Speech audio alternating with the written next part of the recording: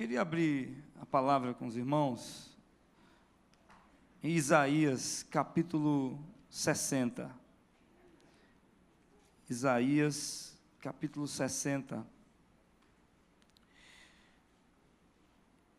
E eu estou assim, num conflito ainda com o Espírito Santo, um conflito santo com o Espírito Santo, entre a exposição da palavra e o abrir do coração. Mas, quando nós encerramos a oração aqui, eu disse, Espírito Santo, agora é contigo. Né? E eu tenho certeza que Ele vai conduzir as coisas nessa noite. Amém? Isaías, capítulo 60, nós vamos ver só o verso 1 e o verso 2, que diz assim: levante-se, refuja, a minha Bíblia está na NVI, viu? Levante-se, refuja, porque chegou a sua luz, e a glória do Senhor raia sobre você. Olhe, a escuridão cobre a terra, densas trevas envolvem os povos, mas sobre você raia o Senhor, e sobre você se vê a sua glória. Aleluia. Podemos repetir essa segunda parte do verso 2, todos juntos, bem forte, vamos lá? Mas sobre você raia o Senhor, e sobre você se vê a sua glória. Agora você vai pedir licença ao seu vizinho, vai pôr a mão no ombro dele, e vai declarar isso sobre a vida dele ou dela, dizendo assim: mas sobre você raia o Senhor, e sobre você se vê a sua glória. Aleluia! Podemos aplaudir o Senhor? Aleluia! Aleluia! Eu não sei por que Deus faz essas loucuras, irmãos. Porque a palavra diz que Deus pega o solitário e faz com que ele habite em família. E os liberta para a prosperidade. Por que Deus faz isso? Eu não sei. Pega uma coisa que não é, que não tem o que dar, e transforma, muda a história, muda a circunstância. Eu fui deixado na maternidade no primeiro dia de nascimento. Eu nunca conheci meus pais biológicos. A única coisa que eu sei da minha mãe é que ela se chama Ana Lúcia, porque ficou a minha pulseirinha no braço. Então eu fui adotado já no segundo dia de nascimento. A que hoje é minha mãe estava visitando uma amiga na maternidade, a maternidade nem existe mais. Mas ela, visitando uma amiga na maternidade, ouviu das enfermeiras a minha história. Ó, deixaram um menino aí e tal. Agora você imagina ela com 25 anos de idade, recém-casada, recém-formada, não tinha nenhum filho, e ela teve esse insight do Espírito Santo, embora ela não conhecesse a Jesus como hoje conhece, mas segundo ela mesma me disse, Deus, né, o Deus que ela conhecia, colocou um amor no coração dela por mim. Mas ela tinha um embaço aí. Como é que o seu marido ia querer ter como primeiro filho, um filho adotado, sem nunca terem conversado sequer sobre o assunto, sem nunca terem planejado nada? Agora você, marido, preste atenção.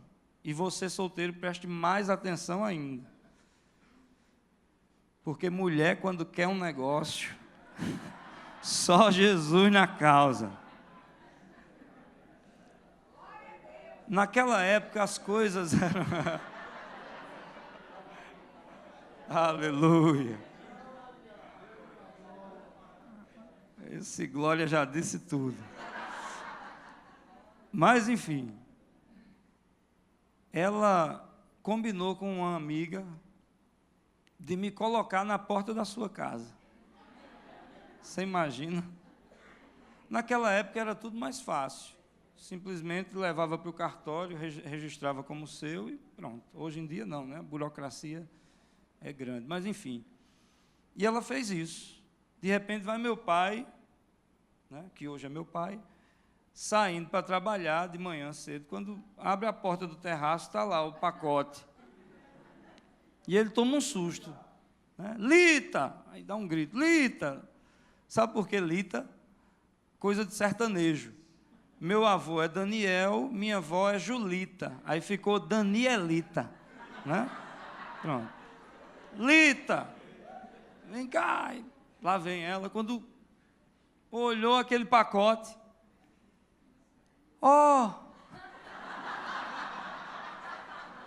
só pode ser um sinal de Deus, meu filho.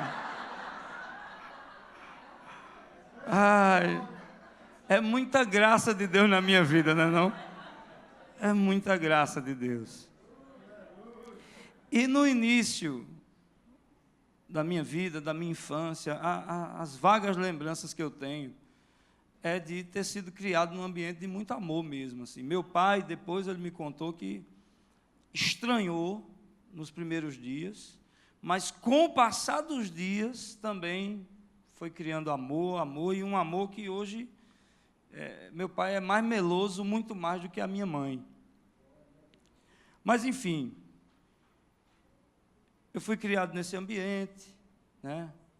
A palavra diz que a gente deve buscar o reino em primeiro lugar, e as demais coisas vos serão acrescentadas. Né? Eu estou dizendo isso porque o Flamengo foi campeão domingo.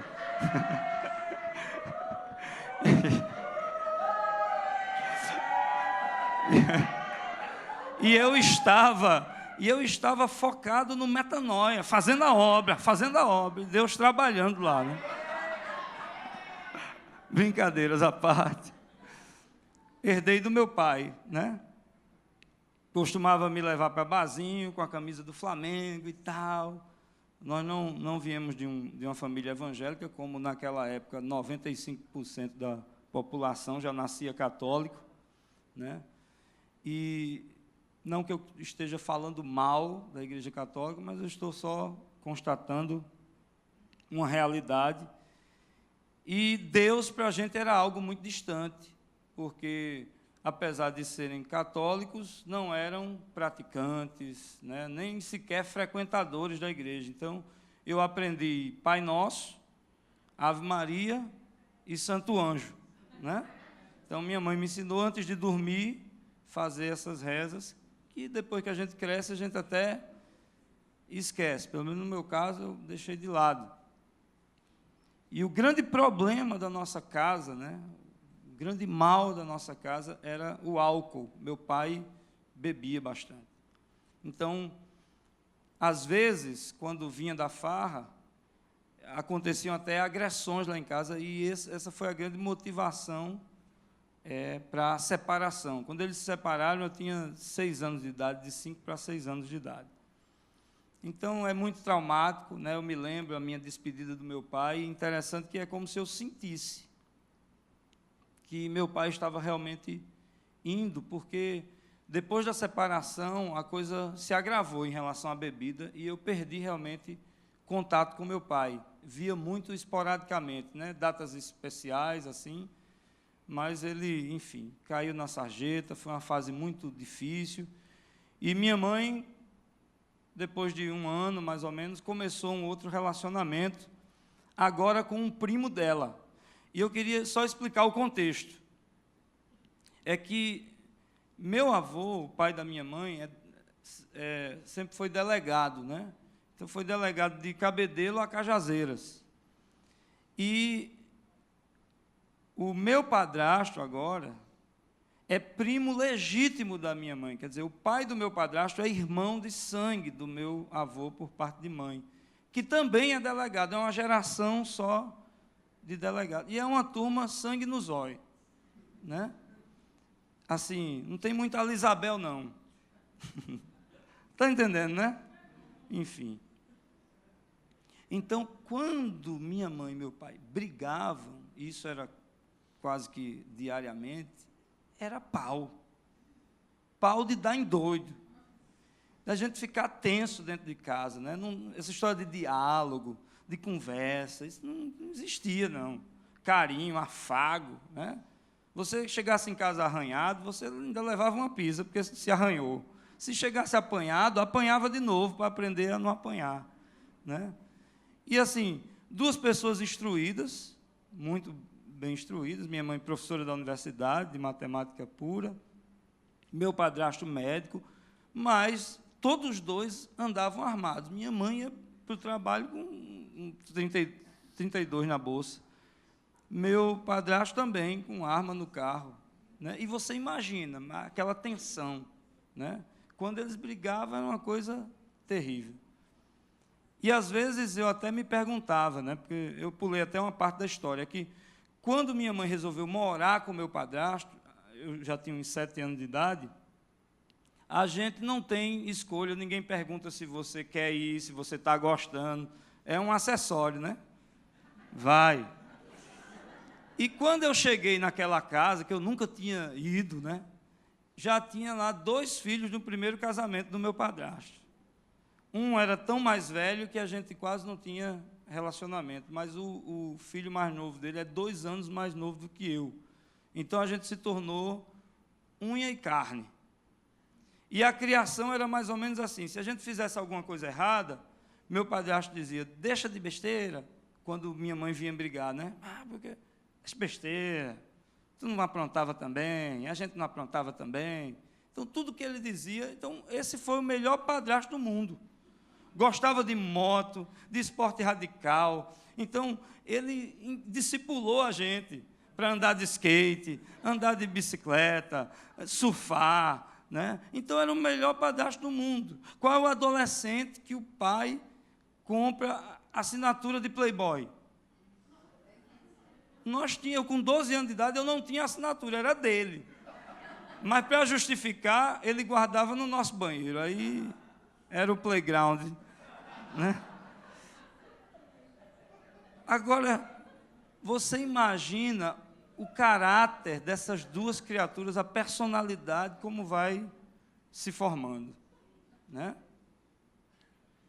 Então, para vocês terem uma ideia, a gente ia, por exemplo, nas lojas americanas ali, quando inauguraram o Manaíra Shopping, era a primeira loja, né? A gente morava ali perto. A gente naquela época não tinha nem o bairro São José, não tinha nada daquilo. A gente viu a invasão chegando, né? Enfim. Mas, naquela época, quando inauguraram as lojas americanas lá no shopping, lá vai a gente lá, tudo empolgado, aquela loja grande, não sei o quê. Aí, Neto, meu irmão, disse, pai, compra uma bola para a gente. Aí ele disse, eu compro se você conseguir trocar o preço.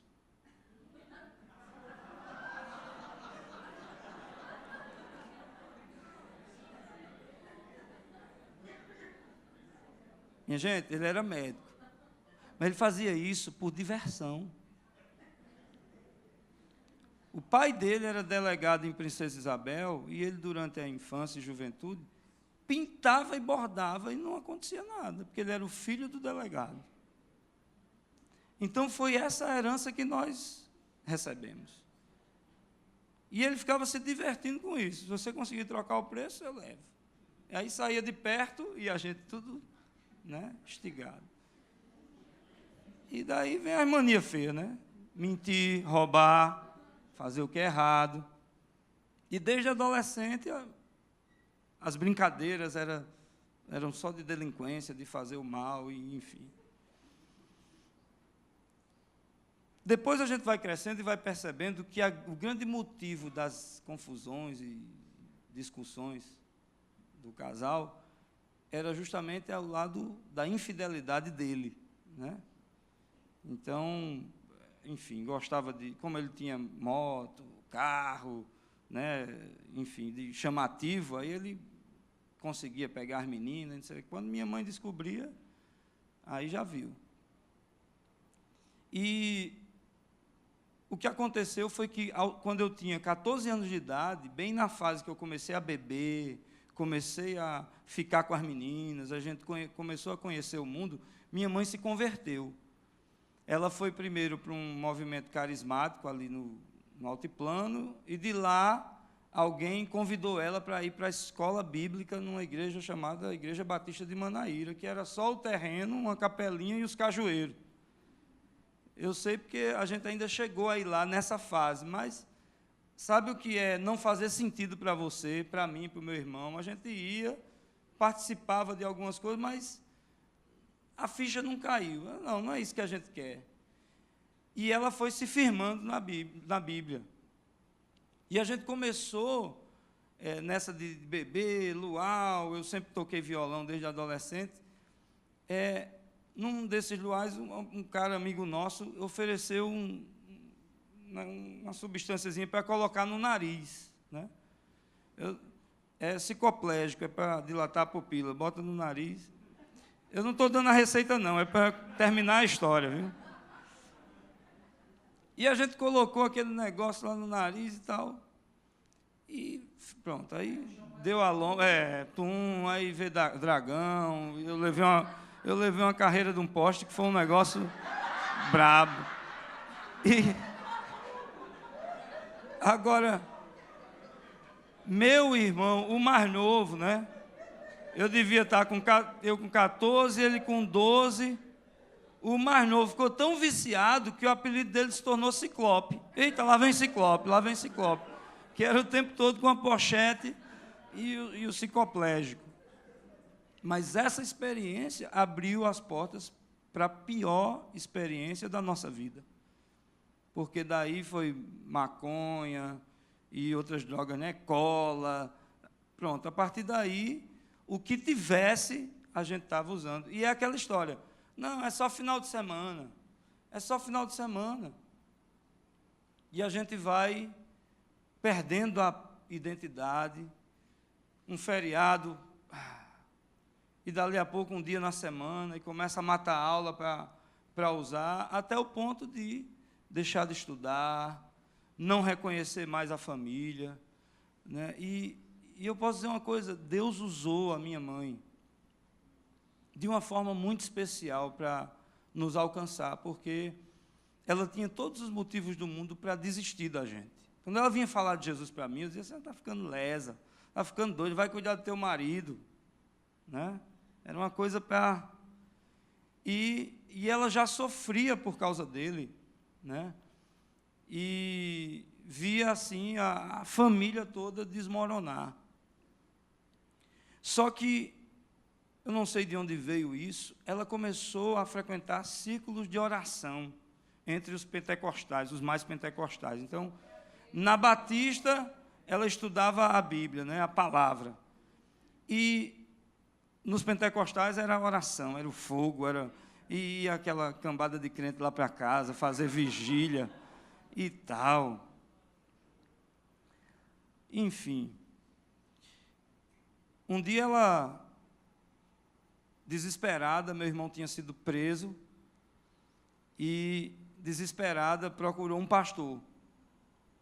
E ela já se aconselhava, não era o nosso pastor, João Filho, procurou um outro pastor. E o pastor, já cansado de orar por ela, disse, irmã, eu vou ser bem sincero, olha, se seus filhos não quiserem, não tem jeito não, o final deles vai ser ou a morte, ou a cadeia, ou o manicômio, né? E eu vou orar pela irmã, para Deus fortalecer seu coração, consolar seu coração, mas se seus filhos não quiserem, não tem jeito. E minha mãe voltou para casa triste, coração apertado, segundo ela conta, né? Chorando, dizendo, Deus, eu não aceito essa palavra, Deus, eu não aceito, e chegou no apartamento, não conseguia parar de orar e de falar com Deus, eu não aceito. E depois desse clamor, Deus levou ela para a história da viúva de Naim. Vem essa viúva com um único filho para ser enterrado, e Jesus e os discípulos estão entrando na cidade, eles se encontram, e Jesus, cheio de compaixão, vai lá, toca na esquife, ou no caixão, e o rapaz ressuscita. E Jesus devolve aquele filho àquela mãe. E o Espírito Santo perguntou para a minha mãe, esse rapaz da história poderia querer alguma mudança? Não, porque ele estava morto. poderia querer alguma transformação? Não. E o Espírito Santo disse para ela: do mesmo jeito eu vou fazer na vida dos teus filhos. Amém? Amém?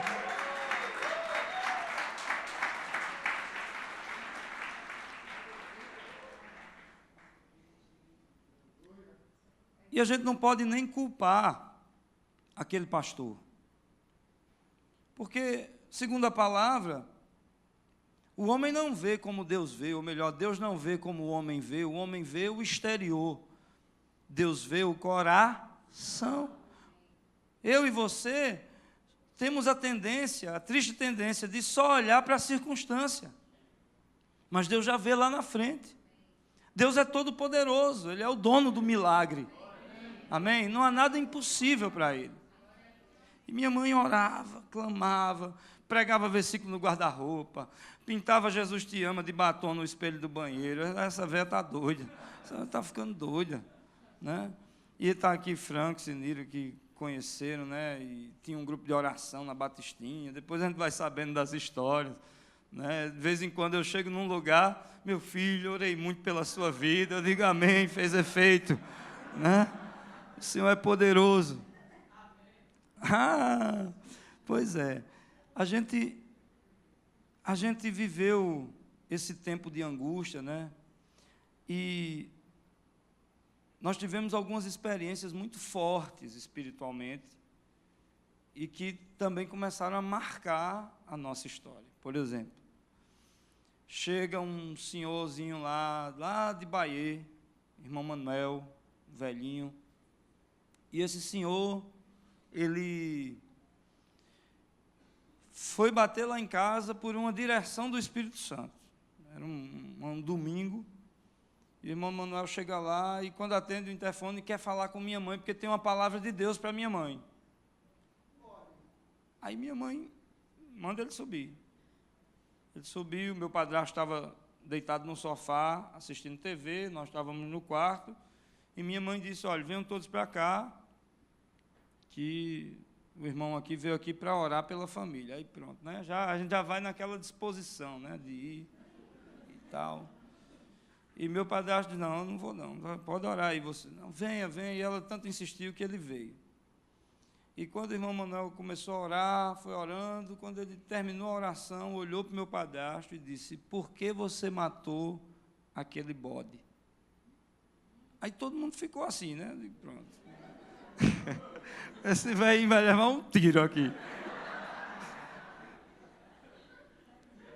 Mas meu padrasto encheu os olhos de lágrima. E o velhinho disse com uma voz fraca: porque o Senhor me mostrou um bode sacrificado e o Senhor todo coberto de sangue. E ele tinha de fato, depois ele confessou que tinha de fato feito sacrifício para pegar a mulher nova e bonita. E ninguém sabia disso. E ele chorou, aí o irmão Manuel foi lá, orou por ele, quebrando os laços, e a gente, né?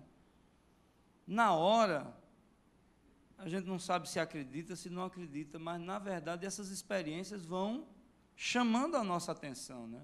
E outras experiências vão... Eu sei que foi no Réveillon de 96 para 97 que eu me converti. Não que eu me converti, que eu fiz a minha primeira oração.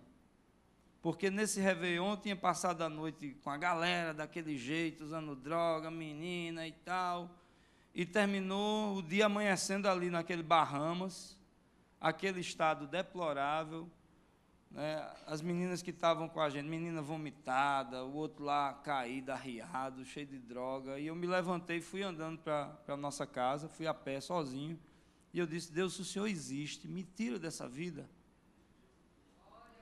Eu fiz essa oração, e eu acho que num espaço de 4 meses, eu estava numa Assembleia de Deus, lá de Mangabeira, de joelho no chão, entregando minha vida para Jesus.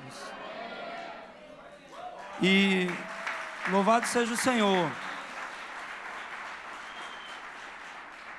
porque foi obra do Espírito Santo me mostrar o meu vazio, o vazio da vida que eu estava levando. E quando eu aceitei a Jesus, não foi uma mudança assim, do dia para a noite, né? Porque naquele dia eu senti uma alegria que eu nunca tinha sentido, uma paz que eu nunca tinha sentido. Eu estava feliz demais, porque eu tinha recebido o Espírito Santo no meu coração. Mas ainda existia uma longa jornada, né? Eu não fazia ideia do que Deus queria comigo. Eu achava que aquilo ali era o tudo de Jesus, e eu já estava muito satisfeito com aquilo. Eu sei que eu comecei a frequentar a igreja, eu digo, eu vou colar na minha mãe. E eu comecei a ir para a igreja com ela, e ela me levando, e eu fui muito bem acolhido, né, muito bem recebido. Comecei a frequentar a escola bíblica dominical, e não sei por que me jogaram na classe de missões, né, pastor Jal. E eu estou lá na classe de missões, de repente o grupo lá, vamos para Jocum. Então nada é Jocum. Jocum, não, mas é um lugar muito bom lá em Recife, vai um grupo aqui da igreja e tal, essas arapucas santas de Jeová, né? Porque no final só foi eu. Sem saber o que é Jocum, sem saber do que se tratava. E pronto, aí quando eu vi entrando naquela grande, tem um outro dado interessante, é que já eu acho que foi o primeiro ou segundo mês da minha conversão, minha mãe resolveu me mandar para Israel, né? Homem, o que eu... Uma viagem internacional muito boa, era só o que eu sabia de Israel, não sabia de mais nada, né? Mas ali, Deus tratou tanto do meu coração, as mensagens do pastor João Filho, sabe? Eu me quebrei todinho, me batizei naquela viagem, mas minha mente ainda estava tão, né, que aqui eu vou confessar. Eu trouxe cachimbo para os meus amigos fumar maconha. Foi cachimbo de prata, eu tinha uma loja lá com uns cachimbos, uns negócios, aí eu comprei para trazer de presente. Os irmãos perguntavam, o que é isso? Não é minha avó que gosta e tal. Mas eu achando que estava arrebentando. Enfim, ainda demorou um tempo para eu me firmar. Eu ia falar de Jesus para alguém, terminava fumando um baseado. Minha cabeça, assim, ó, ficava uma culpa, um peso. Eu queria sair dali, porque eu sabia que a minha vida não era mais aquela. Mas eu queria falar de Jesus para os meus amigos. Chegava lá, fala aí, sei o quê. Pai, Jesus é bom demais, é mesmo. Daqui a pouco o bicho já pegava a parada, eu começava a apertar. Quando eu via, buf, caía de novo. E aí foi quando entrou a Jocum, né? Aí, quando eu entro na Jocum, eu não sei do que se trata, o que é que eu vou fazer. Eu sei que me mandaram para lá. Quando eu cheguei já no primeiro dia, o líder da base disse, faltavam alguns dias para começar a escola, só tem umas beliches aí para tu montar, dá para tu começar aí? Você, já estou aqui, né? Mas ali, gente, foi onde Deus tratou demais o meu coração e o meu caráter. Foi onde realmente Deus começou a me lavar de muita coisa, me limpar de muita coisa. Eu era um cara muito pornográfico, né? Falava muito palavrão e meu linguajar sempre foi muito... E Deus ali tratou com uma palavra, eu me lembro. Foi inclusive no livro do profeta Isaías, onde o anjo vem, toca a língua do profeta com atenaz. Quando eu li essa palavra, parecia que Deus havia me visitado. E eu tive muitas experiências assim, de intimidade com Deus. Ali eu recebi um chamado, eu não sabia como isso iria se dar, né? Mas numa das aulas lá, era um pastor americano, ele pôs a mão sobre mim, disse que eu tinha um chamado na área de liderança, mas como? Se eu cheguei na igreja, eu parecia um bicho, eu não sabia conversar direito com as pessoas, meu linguajar era muito limitado, né? Eu me via assim, tímido, envergonhado, menor do que todo mundo, sujo, eu sabia de onde eu tinha vindo. Mas Deus foi paulatinamente tratando. E quando falou a respeito desse chamado de liderança, aí me disse que eu precisava estudar os grandes homens de Deus e tal, o que eles fizeram. Mas eu não imaginava como isso poderia se dar. E de repente Deus foi alinhando. E essa palavra que nós lemos no livro do profeta Isaías, na real, ela fala a respeito de uma profecia que ainda não se cumpriu. O profeta está dizendo que eles devem levantar-se e brilhar, porque chegou a luz e a glória do Senhor raia sobre você. Algumas versões vão falar explicitamente Jerusalém, ó Jerusalém, que é a cidade santa do Senhor. Esse texto se refere à segunda vinda de Jesus. Isso vai acontecer na segunda vinda. Olhe, a escuridão cobre a terra, densas trevas envolve os povos. E essas trevas aqui significam um tempo sombrio, espiritualmente falando, que vai anteceder a segunda vinda do Senhor, né?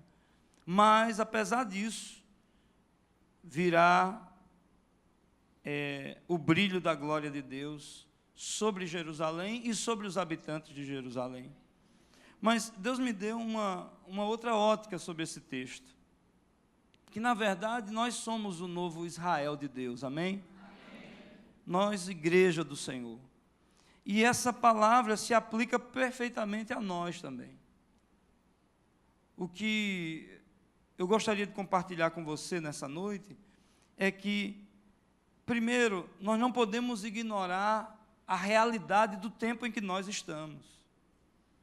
Porque é um tempo de treva e um tempo de escuridão. Hoje eu estou aqui podendo contar a história porque o Evangelho entrou na minha vida. Porque a graça de Deus me alcançou, Jesus me alcançou. Senão, a palavra daquele pastor lá teria se cumprido, o final seria aquele mesmo, né? Mas esse é o tempo que nós estamos vivendo.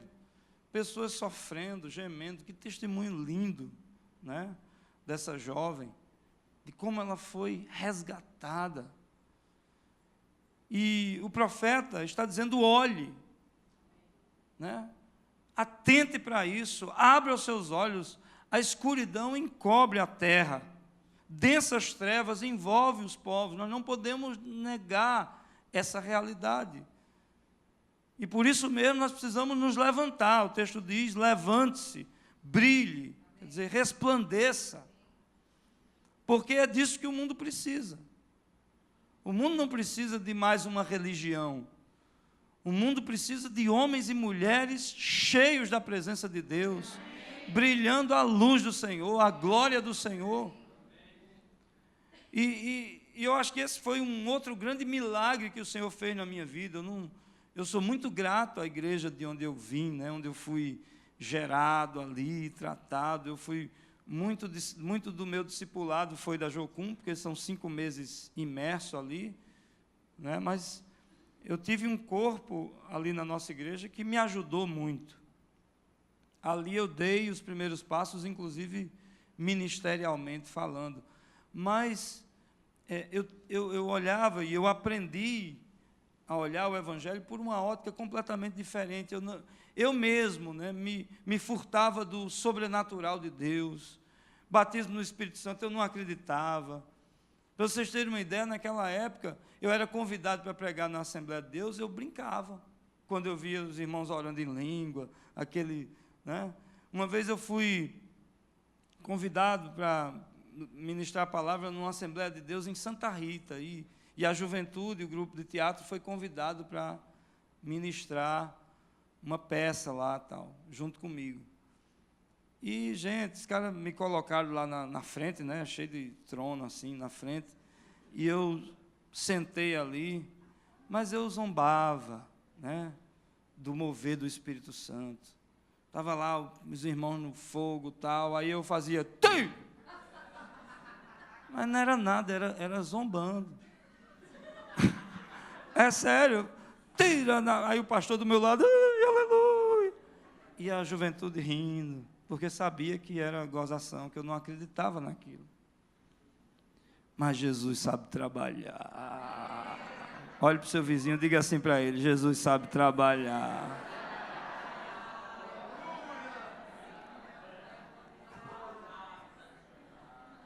A Sal e Luz estava no 4º ano. Acho que 4º ano. Estava no 4º ano. Era numa casa ali, beira-mar, né?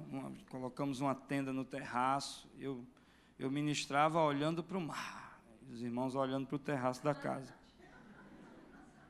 Aí eu abri o culto, li um salmo, né? E quando eu estava orando, uma irmãzinha veio no meu ouvido e disse: pastor, estão precisando do senhor aqui. Tá bom. Essa irmãzinha hoje é a pastora Sheila, lá da Sal e Luz da Zona Sul. Aí eu fui lá na casa. Quando eu chego lá, é uma jovem terrivelmente endemoniada. Vocês me digam quanto tempo eu tenho, senão eu vou embora. Uma jovem terrivelmente endemoniada. Eu tinha visto essa moça 2 vezes.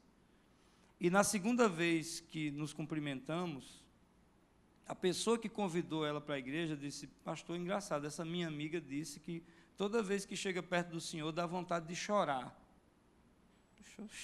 Tá doida. Mais um. Chegou mais uma. Enfim, quando eu cheguei lá, essa moça estava terrivelmente endemoniada, já tinha dado no marido, já tinha dado em Ivan, que era o líder do louvor, Sheila, a esposa. E eu cheguei, eu vi aquela cena, né? Geralmente o que é... Né? Não, corre não, irmão, que é isso? Eu tinha pelo menos a Bíblia, eu tinha. Minha vontade era fazer: saia em nome de Jesus, né? Quando eu fiz assim, travou. Parecia que eu estava com um ovo na boca que não me permitia. Vocês ficam rindo porque não foi com vocês. Mas eu estava com um ovo que não saía a palavra, eu não conseguia. E aquela cara, sabe, lá, Poltergeist. E eu, meu Jesus. Eu entrei em pânico. Pânico. Você sabe o que é pânico? Porque por mais que eu tentasse, parecia que o bicho ia entrar em mim. Misericórdia mesmo, irmão. E o que acontece? Eu botei o rabinho entre as pernas e, irmãos, cuida aí que eu preciso voltar para o culto. Tinha um pastor, amigo meu, que estava lá, e ele entrou na sala comigo e ficou só de lado observando. Quando a gente saiu de lá, eu disse: rapaz, tu visse isso? Ele disse: é psicológico. Rapaz, quase que eu dava na orelha dele. Infeliz.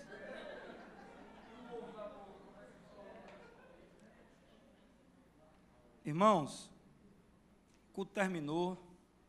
Lá vem o pessoal com a jovem mais calma.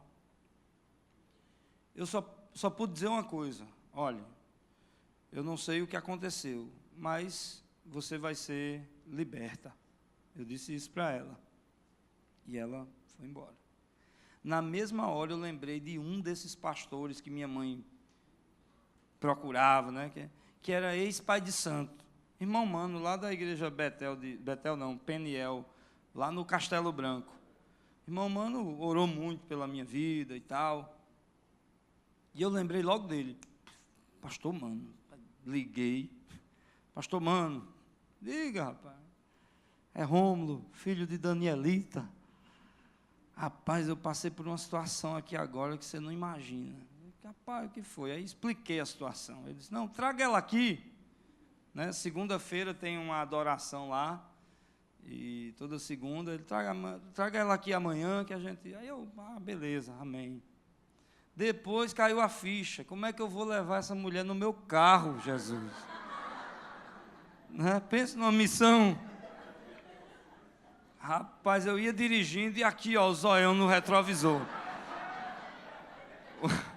O marido dela de um lado, Sheila do outro, Ivan do meu lado e eu, Jesus, chega aqui. Eu sei que nós chegamos lá no culto. Durante o culto, a menina... Acalma, fica quieta. estou enjoada, vontade de vomitar, estou com dor de cabeça, quero ir lá para fora. Não, fica aí, fica aí. Eu sei que quando terminou o culto, nós levamos ela lá atrás para conversar com o irmão Mano. Quando ele começou a conversar com ela, ela já se manifestou. E ele, aqui não. Em nome de Jesus. Bota a mão para trás.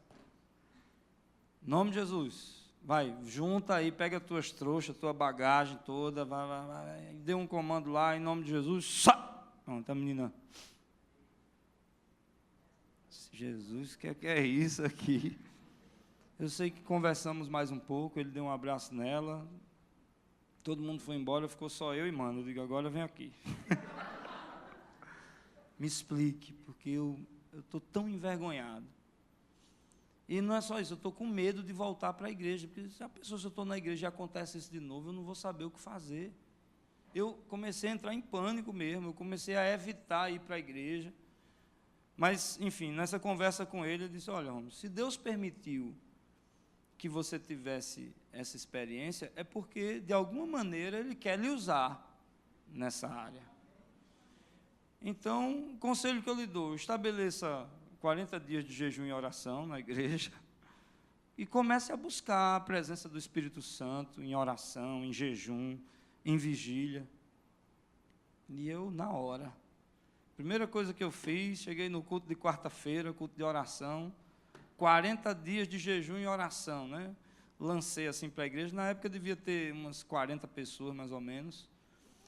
Eu mesmo fiz um calendário do jeito que eu pensei que era, botei um versículo por dia e um pedido de oração, e a gente rodou esse calendário. Eu sei que todo mundo comprou a visão, eles tinham visto o que tinha acontecido, né? E todo mundo começou a buscar a presença. E, por providência de Deus, o tio da minha esposa tinha um culto doméstico numa segunda-feira também, lá na casa dele. Tinha um outro pastor, pastor Levi, que era também um homem muito de unção, de revelação, de presença de Deus. E quando eu conheci o pastor Levi, para mim foi a fome com a vontade de comer, porque ele era um homem de consagração, de vigília, de passar dias em jejum e tal. Aí eu colei nele, então o pastor Levi me ajudou muito. Outros pastores, né, pastor Sobrinho, que é muito conhecido, e eu fui lá, ele atendia na época numa quinta-feira, eu cheguei cedinho, já tinha uma turma lá, enfrentei fila. Quando eu cheguei lá, pastor Sobrinho, eu sou Rômulo, sou pastor lá da Sal e Luz, tive uma experiência assim, assada. Ele eu estou vendo a sua igreja, uma igreja jovem, tem uma moça grávida, que não é casada, mas você não tem culpa não. Foi do jeito que eu estou dizendo a vocês, espírito de revelação. E eu abri meu coração e comecei a visitar o pastor Sobrinho também, para aprender, para beber. E eu sei que nessa de buscar, de vigília, tal, nós temos uma chácara lá no Conde, nós tínhamos feito uma vigília lá no Conde, e o restante da madrugada eu fiquei para dormir lá, e eu dormi lá na chácara, e umas 9 e pouco da manhã eu estava voltando, dirigindo meu carro, normal, quando de repente eu senti uma compressão aqui dentro, e eu dirigindo meu carro, irmãos, foi...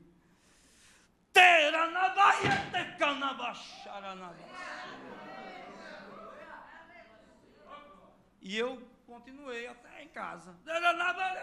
Que quem me visse, pronto, tá doido o homem. Mas depois dessa experiência, nem a minha vida, nem o ministério, nunca mais foram os mesmos. Amém? Aí eu entendi o que significava o batismo com o Espírito Santo.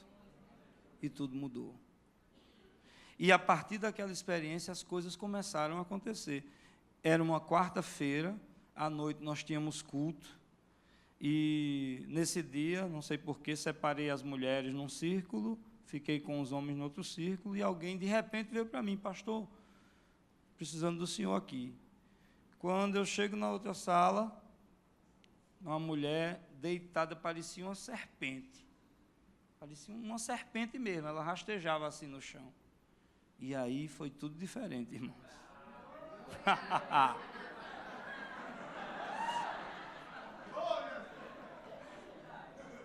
E eu me abaixei e a mulher, agora abre o olho, caba safado. Abre o olho, você vai olhar para mim.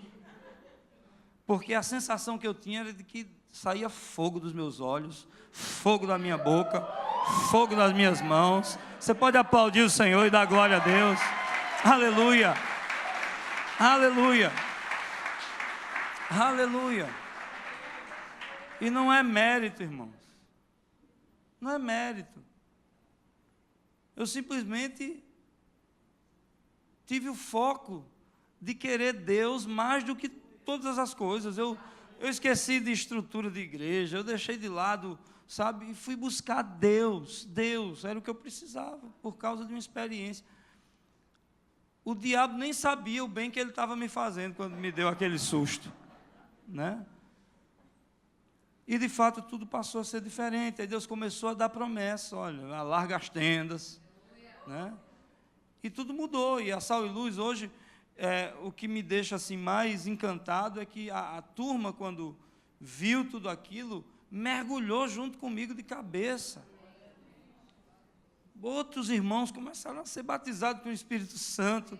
Deus foi confirmando e dando dons e dando ministério, e a coisa foi forjada no fogo do Espírito Santo. E nós temos promessas da parte de Deus, promessas do sobrenatural. Em meu nome vocês falarão novas línguas, expelirão demônios, imporão as mãos sobre os enfermos, eles serão curados. Se tomarem alguma coisa mortífera, não lhes causará mal. Amém? Nós temos promessas reais da parte de Deus. E nós precisamos nos apropriar disso, porque o mundo jaz no maligno, como o profeta Isaías bem declarou. Nós estamos vivendo os últimos dias, pelo menos esses dias são mais os últimos do que de qualquer outra geração. Por isso são de densas trevas. E nós precisamos desse poder que para nós está disponível, Jesus nos deu. Interessante, quando você vai lá em Atos 1, verso 4, Jesus dá a promessa, não, espere em Jerusalém até que se cumprir a promessa do meu Pai. Aí os discípulos querem mudar de assunto. Mas, Senhor, qual o sinal da tua vinda e do fim dos tempos? Olha, não compete a você saber o dia nem a hora. Porque o Pai reservou para si mesmo. Agora, vocês vão receber poder ao descer sobre vocês o Espírito Santo. E vocês serão minhas testemunhas em João Pessoa, na Paraíba, no Brasil e até os confins da terra, na unção do Espírito Santo. Aleluia. Então a palavra que eu quero dizer para vocês nesse dia é: resplandeçam. Levante-se e resplandeçam. Deus deu essa palavra para tantos homens de Deus. Disse isso para Moisés. Moisés, levante, dispõe-te. Josué, dispõe-te, Josué. Você levará esse povo a conquistar essa terra. Disse isso a Isaías. Disse isso a Elias. Sai da caverna, Elias, que eu vou falar com você. E disse isso a tantos homens. Paulo, né? Que conversão extraordinária, que visitação extraordinária, um terrorista, porque era o que Paulo era para a igreja naqueles dias. De repente um encontro, e Paulo diz: Senhor, quem és tu para que eu creia, e o que é que eu devo fazer, né? E Deus usa um discípulo para orar por ele, as escamas caem dos olhos, e esse homem se torna o maior missionário de todos os tempos. E a palavra para nós hoje é essa: levante-se. Chegou a hora de brilhar, chegou a hora de resplandecer. Amém? Sobre você raia o Senhor, e sobre você se vê a sua glória. Sabe, irmãos, onde eu e você entramos com essa unção, as trevas têm que sair. Eu não me preocupo mais com o diabo. T.L. Osborne dizia muito isso. Quando eu entro num lugar, eu não me preocupo, o diabo é que tem um problema, porque eu cheguei com a unção do Espírito Santo. Amém? E assim, e não precisa de patente, não precisa de, sabe, aquele que crê em mim, disse Jesus, fará as obras que eu faço e obras ainda maiores.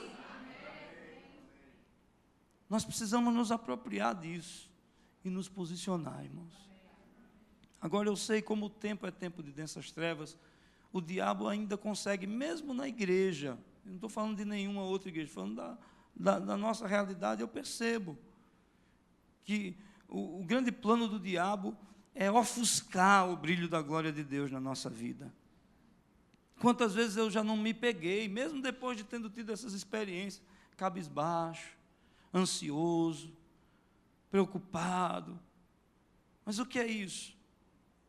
Isso é quando a gente, de alguma maneira, relaxa, perde o foco. Ele não vai pedir licença para tentar nos parar. Aí vem depressão, aí vem lamento, murmúrio, sabe? Porque, na verdade, a nossa alma, ela não tem uma conversão imediata como acontece com o nosso espírito. A alma precisa de santificação. A alma precisa ser renovada. E ela é renovada pela palavra. Não se conformem com esse mundo, mas transformem-se pela renovação da vossa mente, para que sejam capazes de experimentar a boa, agradável e perfeita vontade de Deus. Eu não tenho dúvida, porque é o que acontece com a minha própria vida. Às vezes eu me vejo sem visão, os problemas se agigantam. É quando eu me apartei um pouco da palavra, me apartei um pouco do meu tempo a sós com Deus. E aí, basta voltar para aquele lugar de contemplação, de adoração, de clamor. Basta se renovar pelas promessas que existem nessa palavra.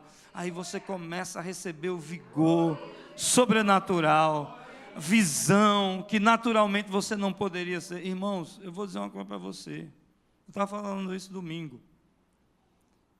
Depois do Metanoia, sabe? Galera quebrantada, você vê os caras entram drogados, saem cheio do Espírito Santo. Sabe o que é um cara ser liberto do crack num final de semana? Eu não estou exagerando, não. É milagre, isso é milagre de Deus.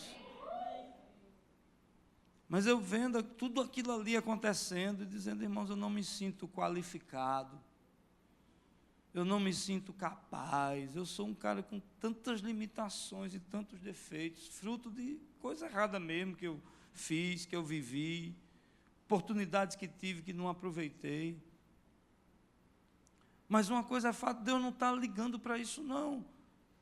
O que Ele quer é um coração inteiramente dEle. A palavra diz que os olhos do Senhor passam por toda a terra, para mostrar-se forte para aqueles cujo coração são totalmente dele. Sabe? Eu não posso me gabar desse status, porque às vezes eu também sou levado por ambições egoístas, sou levado por distrações, mas eu sei que a minha vida eu devo ao nosso Senhor Jesus Cristo, e que quando essa vida acabar, a coisa mais importante que pode existir são os dias que nós vivemos para a glória dEle. É o que fica. É o que fica. E hoje a Sal e Luz crescendo, se expandindo, e eu digo, Senhor, por que eu? Né? Pastor Eibe fala muito a respeito disso. Essa palavra dele tocou muito o meu coração, porque não é por mim, é apesar de mim. Não é por nós, é apesar de nós. Na minha própria força, eu não poderia ir a lugar nenhum. Mas quando a gente coloca o Senhor na frente, pode esperar o sobrenatural de Deus. Pode esperar o impossível de Deus. Pode esperar Deus mandar recurso, Deus mandar talento, Deus mandar dons, Deus mandar capacitação. E é o que eu quero profetizar sobre a vida dessa igreja nesses 15 anos. Sabe, Deus tem muito mais para a vida de vocês. Isso que vocês estão vivendo é só o começo. há mais graça da parte de Deus, há mais capacitação, há mais poder, há mais glória para ser derramada sobre a vida dessa igreja, sobre a vida desses pastores. Aleluia! Vocês já têm rompido, irmãos. Vocês devem sim se alegrar por esses 15 anos. Mas isso não se compara com o que ainda está por vir sobre a vida de vocês. Amém? Glória a Deus. Vamos aplaudir o Senhor. Aleluia. Aleluia. Nós somos uma geração chamada a fazer a diferença. Amém? Está aí esses meninos aí que estavam aqui na frente, o Jairo, né? Jairo, Deus foi tirar Jairo de um lugar que você nem imagina, né? Caê, experiências duríssimas, assim, histórias de vida que você não pode acreditar. Mas é a geração que Deus tem levantado para fazer a diferença, sabe? Deus não vê como o homem vê. O homem vê o exterior, Deus vê o coração.